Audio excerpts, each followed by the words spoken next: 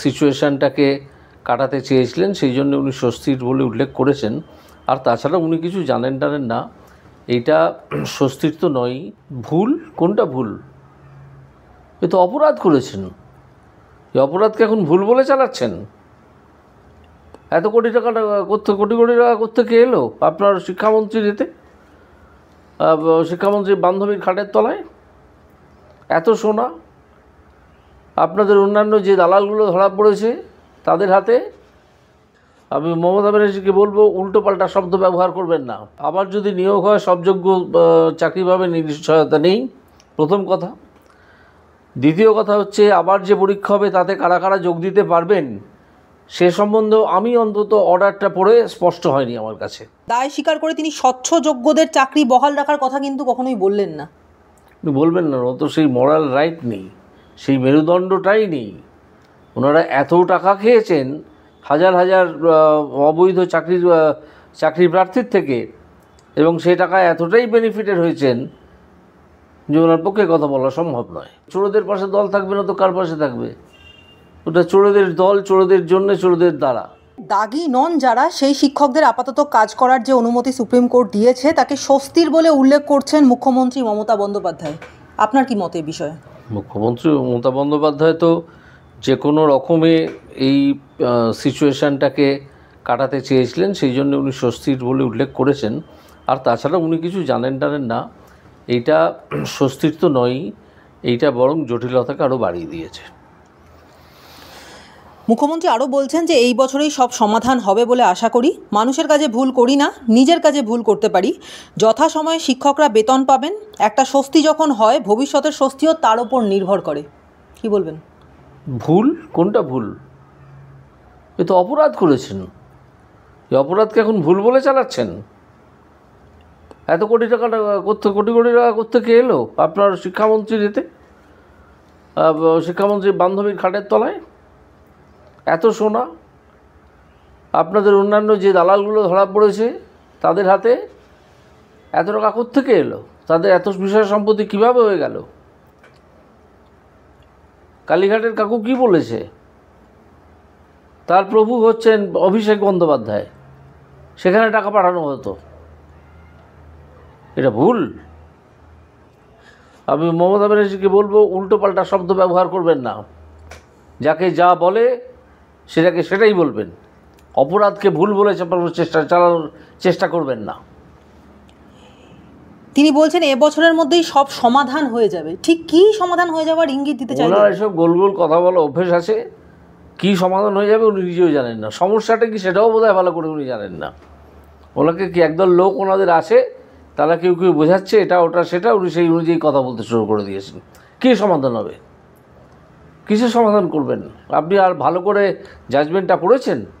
প্রথম জাজমেন্ট এবং কালকের রিভিউ অ্যাপ্লিকেশনের অর্ডারটা পড়েছেন? মনেই তো হচ্ছে না আপনার কথা শুনে। কী সমাধান করবেন আপনি?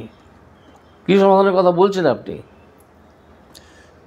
স্যার, এই বিষয়ে আর একটা প্রশ্ন আসে যে রাজ্য এখনও রিভিউ পিটিশন করেনি, যোগ্য অযোগ্যের তালিকার বিষয়ে সরকার এখনও স্পষ্ট করে কিছু বলেনি। আবার যদি নিয়োগ হয় তাহলে সব যোগ্যই যে চাকরি পাবেন তারও তো নিশ্চয়তা থাকছে না। না, আবার যদি নিয়োগ হয় সব যোগ্য চাকরি পাবে, নিশ্চয়তা নেই, প্রথম কথা। দ্বিতীয় কথা হচ্ছে আবার যে পরীক্ষা হবে তাতে কারা কারা যোগ দিতে পারবেন সে সম্বন্ধেও আমি অন্তত অর্ডারটা পড়ে স্পষ্ট হয়নি আমার কাছে। মমতা ব্যানার্জি হয়তো জানেন, তুমি তো সুপার জাজ, অ্যাবভ সুপ্রিম কোর্ট, অ্যাবভ রাষ্ট্রপতি, অ্যাবভ এভরিথিং, হুলিয়ার দেন দাও, ভগবানের চেয়েও পবিত্র, সেই জন্য অপরাধকে ভুল বলে চালান। তিনি হয়তো জানতে পারেন যে আসলে কী বলতে চেয়েছেন সুপ্রিম কোর্ট। মুখ্যমন্ত্রী কি তাহলে চাকরি বাতিল মেনে নিলেন? কারণ নিয়োগের সময় বাড়াতে আবেদন করা হয়েছিল সুপ্রিম কোর্টে।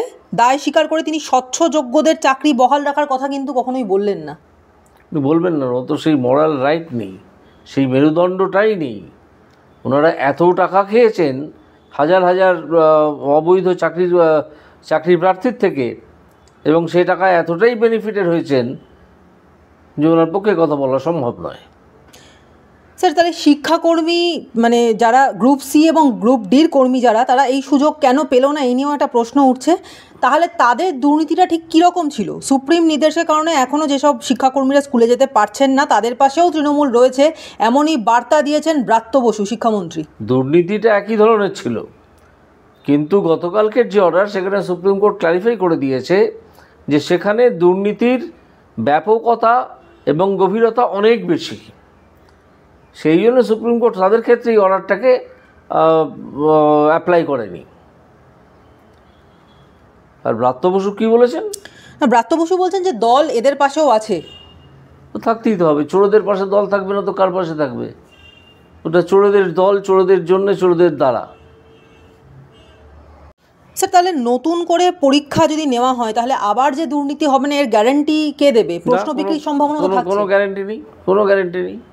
না, এবং প্রশ্ন বিক্রির সম্ভাবনা তো থেকে যাচ্ছে। সম্পূর্ণ থেকে যাচ্ছে।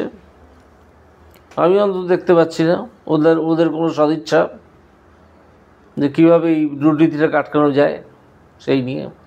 স্যার এই বিষয়টা যখন সুপ্রিম কোর্ট থেকে যখন এই ভার্ডিক্ট এসেছে এবং তা নিয়ে সমাজ মাধ্যমে প্রচুর আলোচনা হয়েছে এবং গোটা সমাজ মাধ্যম কালকে সরগরম ছিল এই বিষয়ে, তার মধ্যে থেকে একটা প্রশ্ন কিন্তু বারবার উঠে আসছে যে মানে চাকরি না হয় গেল, দুর্নীতির মাধ্যমে যারা চাকরি পেয়েছে তাদের চাকরিটা গেল, কিন্তু যারা দুর্নীতি করালো তাদের কি হবে?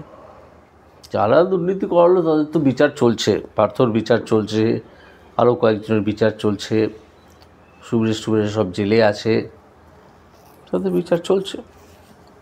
ভারতবর্ষের বিচার ব্যবস্থায় যেভাবে এগোনো হয় সেভাবেই এগোচ্ছে।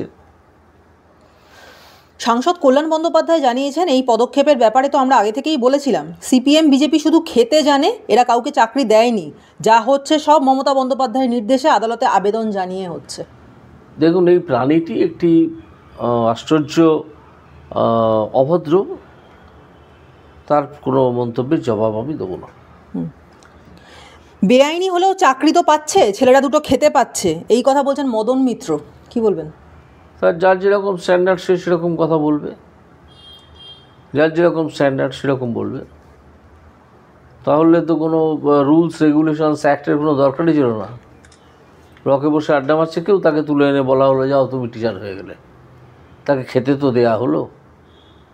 শিক্ষাটা বড় কথা বলে দাঁড়ায় তার কাছে দেখা দেয়নি যে শিক্ষাও দিতে হবে।